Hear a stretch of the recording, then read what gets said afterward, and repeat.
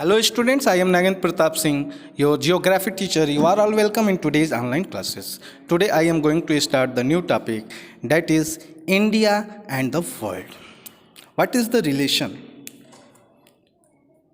between India and the world? So we all know that central location between East and West Asia. You can see clearly central location between East and West Asia. As we know that the Indian landmass has a central location between the East and the West Asia. जो हमारा स्थलीय भूभाग है वो east Asia और waste Asia के centre में है, और ये सेंटर में होने के कारण हम वेस्ट में यूरोप से और ईस्ट एशिया में ईस्ट एशिया के देशों से जुड़े हुए हैं। तो ये हमारे लिए बहुत ही फ़ायदेमंद है, ये हमारे लिए विशिष्ट स्थान है। हम ईस्ट एशिया और वेस्ट एशिया के सेंट्रल में लाइज करता है हमारा देश, जिससे कि वेस्ट एशिया और ईस्ट एशिया के देशों से हमारा हमेशा संपर्क बना रहता है। Next one is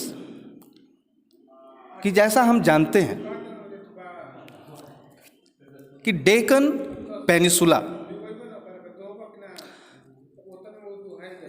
peninsula protrudes into Indian ocean. हम जानते हैं कि जब हेमिस्फेयर की बात होती है तो हमारा देश नॉर्दर्न हेमिस्फेयर में लाइज करता है और एशिया में हम साउथ एशिया में लाइज करते हैं। हमारे देश के साउदर्न पार्ट में पेनिसुलर पार्ट है, नॉर्दर्न में हिमालयन माउंटेन्स हैं। तो साउदर्न पार्ट में जो डेक्कन पेनिसुला है वो इंडियन ओशियन में पूरा फैला हुआ है, जो कि हमें इस क्षेत्र में एक लंबा तटीय मार्ग प्रदान करता है। Deccan peninsula protrudes into Indian Ocean, providing the long coastline in this region. अब इसके वजह से क्या होता है कि हमें West Asia, Africa, Europe and East Asia से क्लोज रिलेशनशिप स्थापित करने में मदद मिलता है। तो इसका फ़ायदा क्यों हमें होता है? क्योंकि हम ईस्ट एशिया और वेस्ट एशिया के सेंटर में हमारा देश लाई करता है, इसीलिए हम दोनों वेस्ट एशिया और ईस्ट एशिया के देशों से आसानी से संपर्क बनाते हैं। मार्ग हमारा जो होता है इस रीजन में अन्य देशों के अपेक्षा सबसे लंबा तटीय मार्ग है। Next is India's relationship with world contacts through land and oceans. ऐसा नहीं है, प्राचीन काल से ही हमारे देश का विश्व में अन्य देशों से संबंध स्थापित है। प्राचीन काल में भी हम अन्य देशों से व्यापार किया करते थे,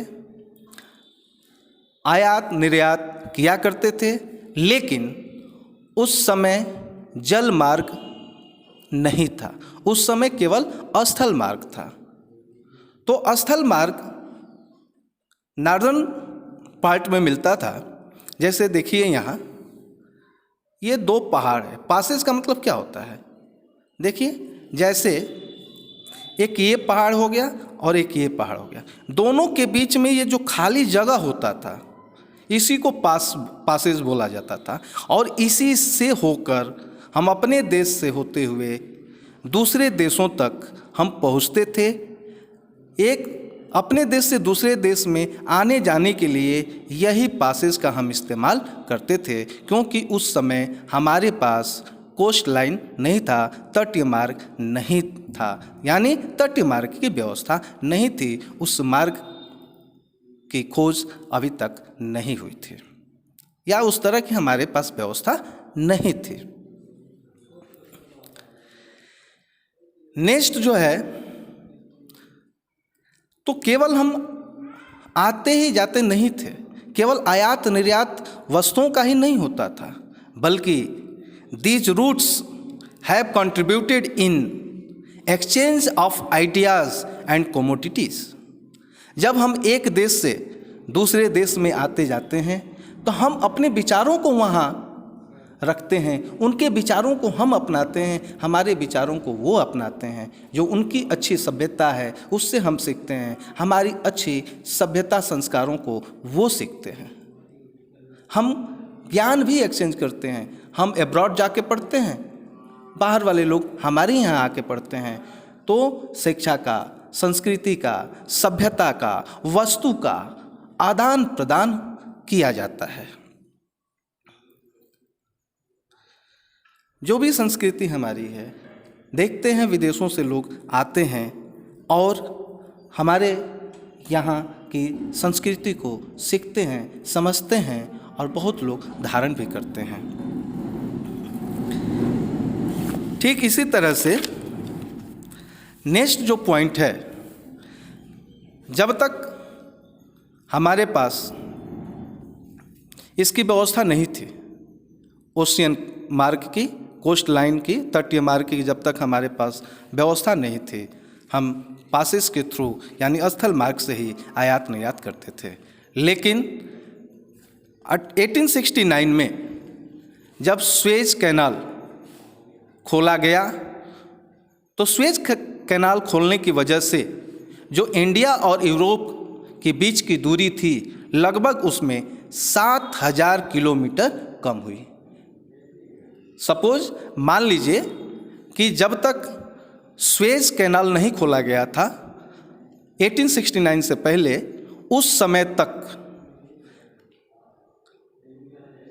बहुत ज़्यादा दूरी तय करना पड़ता था। जैसे मान लीजिए यहाँ आप आसानी से देखिए, ये इंडिया है और ये यूरोप है, तो पहले हमको स्थल मार्ग से ऐसे घूमते हुए जाना पड़ता था, जो बहुत ज़्यादा दूरी पड़ती थी, बहुत ज़्यादा समय लगता था। लेकिन जब ये देखेंगे, रेड सी है, ये मेडिटेरियन सी है, यानी इंडिया और यूरोप के दोनों के बीच में ये रेड सी, मेडिटेरियन सी पड़ता था। ये रेड सी और मेडिटेरियन सी के बीच में यहाँ एक आइलैंड था। क्या था? आइलैंड था।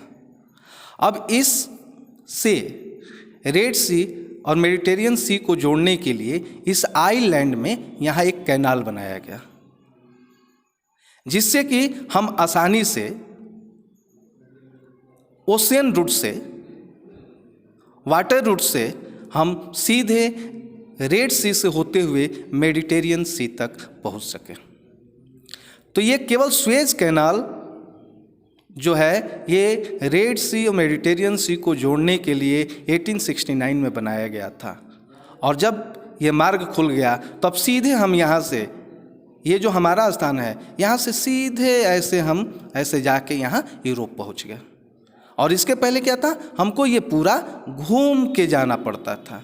इसलिए इसके खुलने से जो यूरोप और इंडिया के बीच की दूरी थी, लगभग वो 7000 किलोमीटर कम हो गई। हम आशा करते हैं कि ये चीज़ आप लोगों को आसानी से समझ में आया होगा। एक चीज़ और बता दूं कि इंडियन ओशियन, जिसको हिंद महासागर कहते हैं, हमारे देश के नाम पे क्यों पड़ा। इसका मुख्य कारण है क्योंकि हम ईस्ट और वेस्ट एशिया के सेंटर में हमारा देश लाइज करता है। डेक्कन पेनिनसुला जो है इंडियन ओशियन में पूरा फैला हुआ है, जो अन्य देशों के अपेक्षा सबसे ज़्यादा लंबा तटीय मार्ग इस क्षेत्र में बनाता है, जिससे कि हम अन्य देशों से, जैसे वेस्ट एशिया, अफ्रीका, यूरोप और ईस्ट एशिया से हम संबंध, क्लोज रिलेशनशिप स्थापित करने में मदद मिलता है।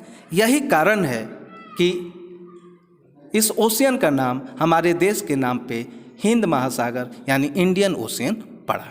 इस वीडियो में बस इतना ही। अगले वीडियो में मैं इंडियाज़ एंड नेवर्स लेके आऊँगा। तब तक के लिए धन्यवाद।